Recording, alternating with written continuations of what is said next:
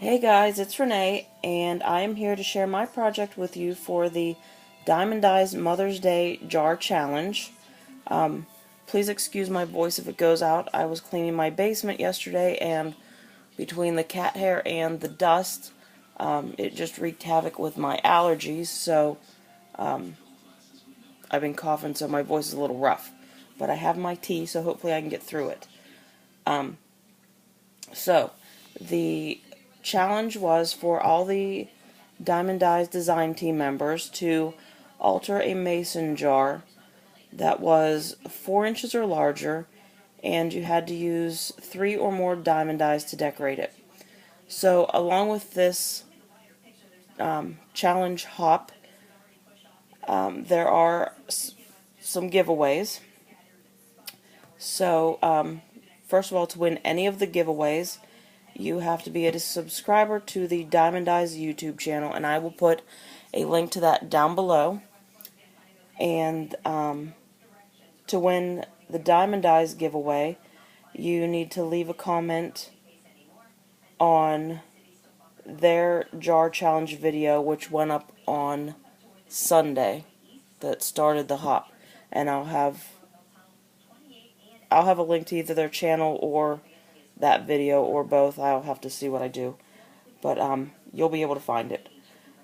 So for my giveaway, you have to be a subscriber to the Diemond Dies YouTube channel, and also be a subscriber to my channel, and then just leave a comment on this video, whatever you want to enter, and my giveaway will run until Mother's Day, which is Sunday, May 11th, and it will end at midnight Eastern Standard Time.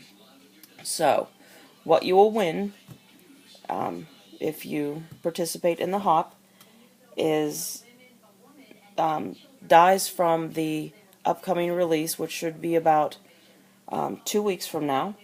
So, you'll be the first ones to receive the new dies, whichever. I'm not sure. I don't even know what they are, so I really don't know what you'll be getting. But you'll be the first ones to get them, and you definitely won't have them already. So, exciting. Can't wait to see what the new ones are. So this hop runs, the Diemond Dies video went up on Sunday, I believe, the 27th. And it will run until Sunday, May 4th, and each one of us have our own day. I am Thursday, May 1st, which is ironic because it is my husband's birthday. So, I thought that was kind of neat when I saw my date. So, other than that, before I get into what I used in showing my project, don't forget to check out diemonddies.com. and use the coupon code Thanks Renee. It's all one word, and you can get 10% off and free shipping on all orders $35 or more, and I will put that down below too, so you know exactly what the code is. So this is all the stuff I used, aside from a paper stack that I didn't want to pull out because I didn't use hardly any of it at all anyway. But the dies that I used one of the nesting label dies, and I think, no, it is the third largest one that I used. Oops. And it's this one right here. And then I used the Pretty Poinsettia die, and I'm just loving this die right now, which is funny being a poinsettia and it's nowhere near Christmas. But I've been trying to create some other flowers that don't look necessarily poinsettia-like, so I can keep using it. I also used the Fall Leaves die and the Realistic Rose die, and then I used the Bare Tree die. So when I come to them on my project, I'll tell you which dies I used for what. I also used some trims. I used some burlap, which was just, I have a big piece of burlap that I cut down and used. I used this lace, and then this lace, some, totally forget what this is called, seam binding, and then this really cute pom-pom trim, and I just love this. And then I used this Craft Smart paint that I got at Michael's in buttermilk, and lots of Distress inks. If you've seen my other videos, you know I love to use the Distress inks with the die cuts in white paper just to make my own look, I guess. So the inks that I used are Peeled Paint and Forest Moss, and when I come to them, I'll tell you which ones I used for what. I used Fire Brick, Tea Dye, and Vintage Photo, and I think Vintage Photo is my favorite brown now for the Distress inks. Old Paper and Walnut Stain. And I'm pretty sure that's all. I'm pretty sure I got them all. So, oh, and the paper that I used was from the Timeless Type 12 by 12 paper stack, and I just used a little, so I didn't think I needed to really pull it out. So, I think that is everything I used. So, here is my project. And I created a candle holder. And, I've seen candle holders like this before. But, when I got the challenge, I wasn't sure what I wanted to use my jar for, so, I kind of thought that's kind of how I went about the challenge, first figuring out what I would do with it. And I think I'll end up giving this to my mom for Mother's Day. So it was great to do this and get a gift too. So the first thing I did was paint my jar, and it's not solid. I'm not sure if you can tell. I think so. Yeah, it's not solid. I just used a sponge brush and sort of went all over it, just pouncing it.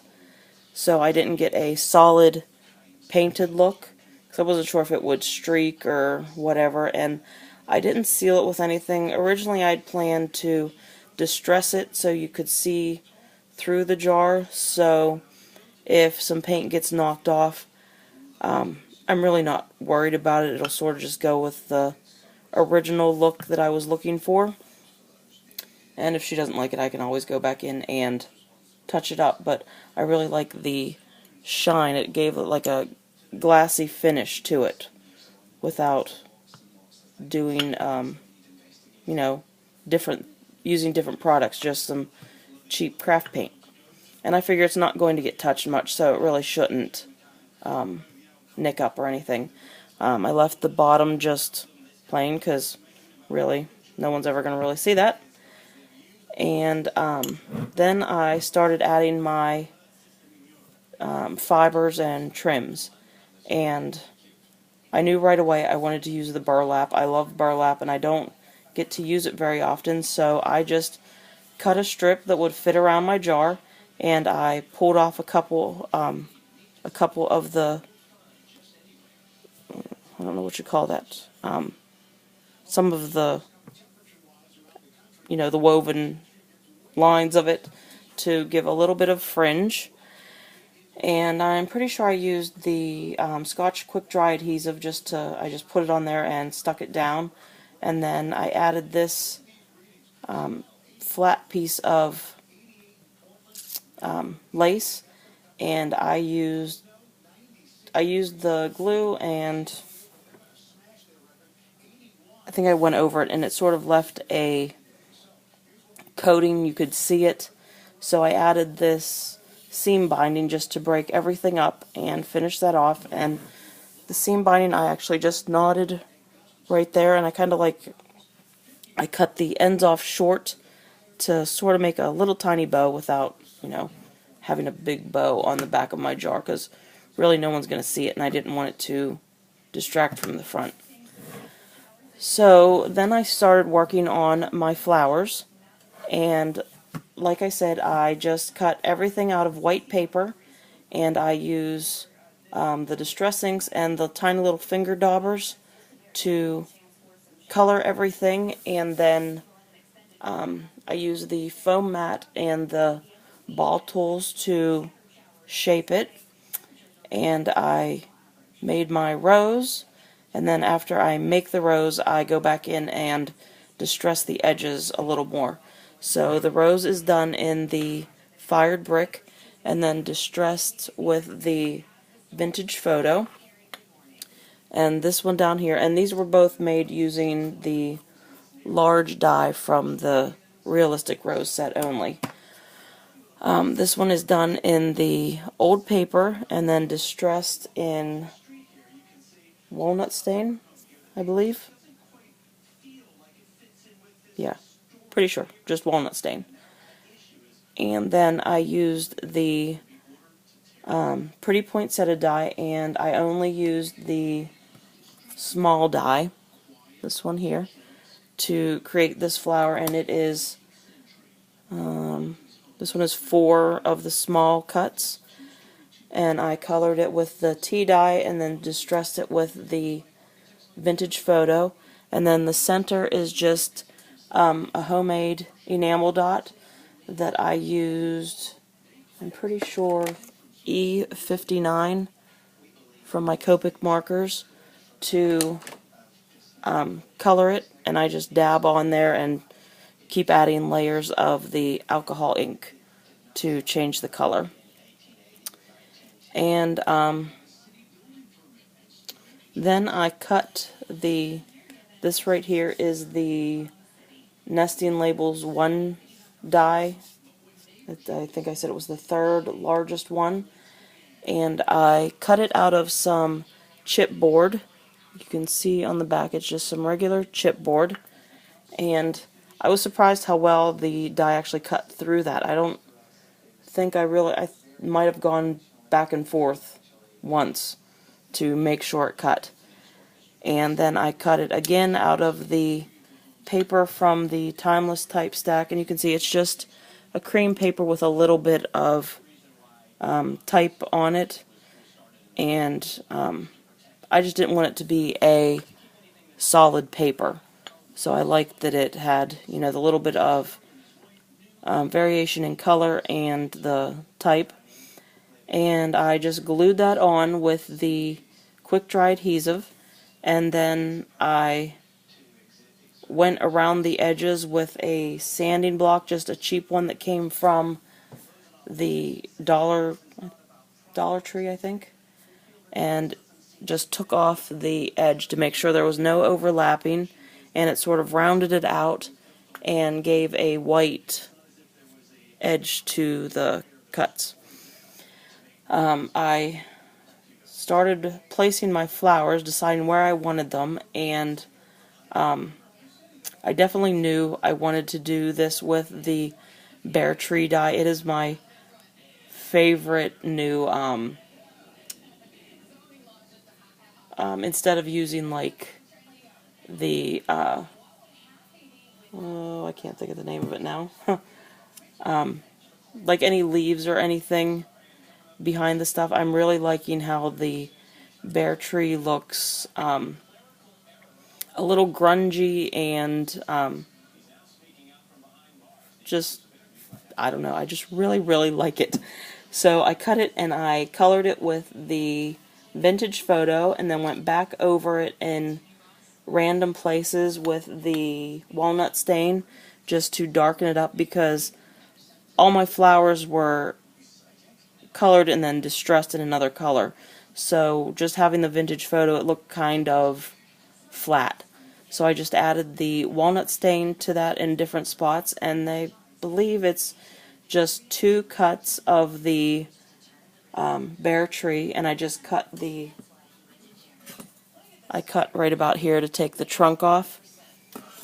And then I had a 3rd one that I just cut the actual branches off, like here and you know, it was to get long ones, and I added them randomly just to give it some dimension. And I really liked how that looked after I did it. And then I decided I needed some type of leaf, but didn't want to do like the Nature's Flourish again. I've done that a lot, and I haven't used the fall leaves very much. So I cut these, but I didn't want them to look like fall leaves. So I first colored the whole thing with the peeled paint, and then went around the edges with the forest moss, and then on my foam mat I just shaped them, and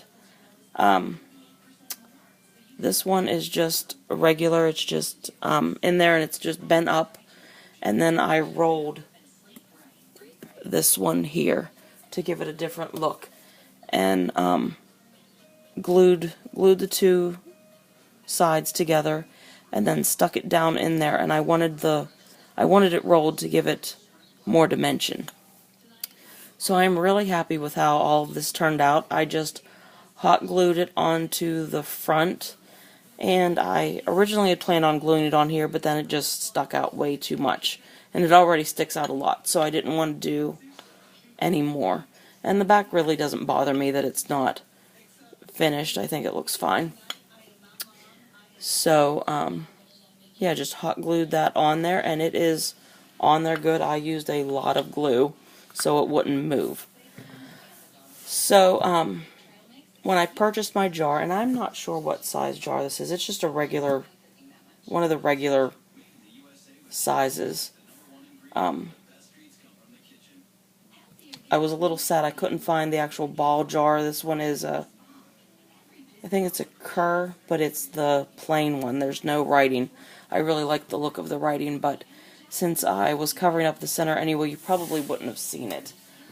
But when I bought this at Michael's, I also went looking in the store for this clear candle holder, and I knew exactly what I wanted, and had a really hard time finding it there because they just have their glass everywhere. So I didn't do anything to this but put the votive, no, it's not a votive, I don't remember what this candle, oops, what this size candle is, but I tried it and it fit perfect down in there, and be clear, it didn't stand out, because I originally had the a terracotta pot to go in here when I couldn't find this one, and I would have had to paint that and all that. So I really like this, that you can see the candle and it doesn't draw your attention too much. So I just added this lace trim to the top to cover the you know, where you screw the lid on, and then added the pom-pom trim because I think it's so cute and I just love it and wanted it on there somehow. And those are just hot glued on, and really like what it does for the whole thing. So that is my project. I hope it inspires you to create something, and I hope you check out all the other designers' projects. I've checked them out. Everyone has done something different. I think it's really interesting to see what they made their jars into. So go check them out, and be sure to come back and check out the rest of the ladies that will be in the days to come. And I will have links to everyone down below, so and everyone else will too, so you can go to any of the videos and follow them, you know, go to the next one the next day. You don't have to go looking for them, they'll all be there for you. And I hope you guys play along. Don't forget to check out DiemondDies.com, and you can use my coupon code ThanksRenee for 10% off and free shipping on all orders $35 or more, and that is US and international. So if you are looking for some dies, you should definitely check them out. And if you already have them, you know how great they are. So thanks so much for coming over and watching my video. I hope you subscribe and comment to enter the giveaway. And I hope you check out my design team projects that are coming up. So thanks for watching, guys, and I will talk to you soon. Bye.